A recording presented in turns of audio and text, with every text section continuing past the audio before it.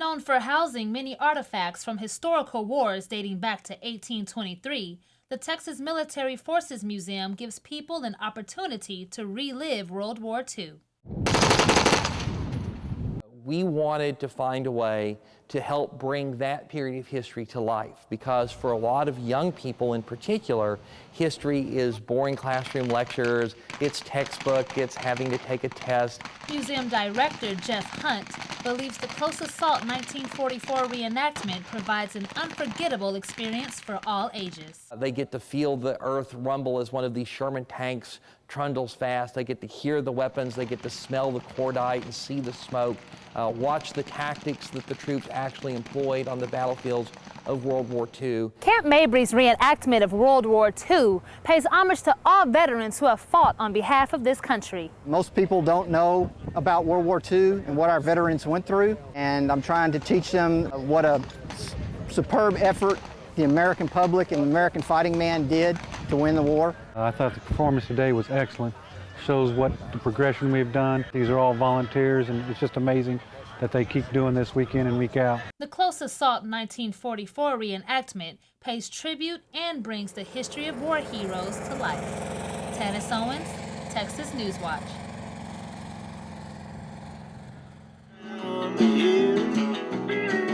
Bastrop is looking to start a tradition of its own with the first annual Fall Festival and Corn Maze.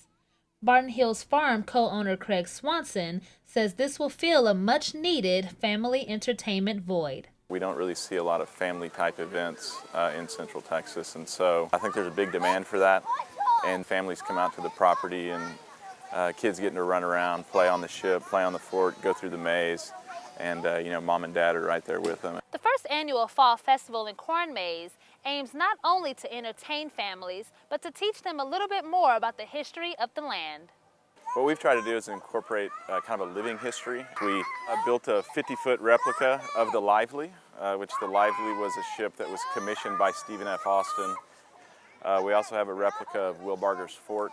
After learning a little Texas history, patrons can enjoy the 5-acre Get Lost in Bastrop interactive corn maze. Before you enter the maze, you're able to select what we call a passport, and on that passport is 10 questions, and depending on you know, the answer you choose, you'll either go the right way or, you know, good luck, you're going to get lost. So it's a little bit more interactive that way. With up to 3,500 guests per weekend, the Fall Festival and Corn Maze is on the right track to becoming a Bastrop tradition. Tannis Owens, Texas Newswatch.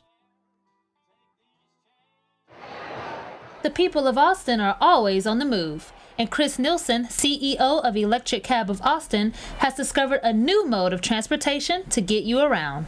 It was really hard to get short-range transportation, which left a large market underserved. So in 2008, we set out to change that with electric vehicles. Once approved by the city, Nilsson says the Electric Cab of Austin faced tension between other cab rivals. It was tense for a while. We've had protesters at City Hall from the pedicab organizations. We've also had protesters there from the taxi cab organizations. I think it is affecting the pedicab business just because there's so many pedicabs already, and then with the introduction of the electric cabs, it's just that many more people out on the streets trying to, you know, give people rides where they're headed to.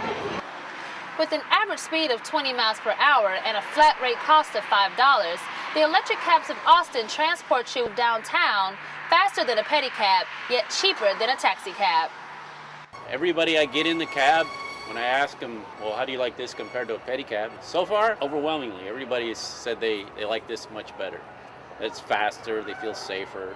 The electric cabs have become another innovative option when traveling around town. Tannis Owens, Texas Newswatch. Haunted houses are no longer only focused on ghouls and goblins. Founders Peter Kirby, Matt Sparks, and Pamela Hart have created a new style of horror in downtown Austin. We know that there will be hundreds of thousands of people downtown in 6th Street.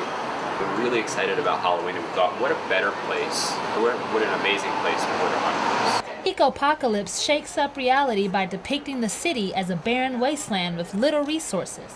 So you go through the haunted house, and you see what the world could be if we keep destroying our food supply, let climate change run amok, this kind of stuff. This is one potential future, and it's pretty scary and negative. Man, it was scary. Spending too many dark spots. I was scared out of my wits.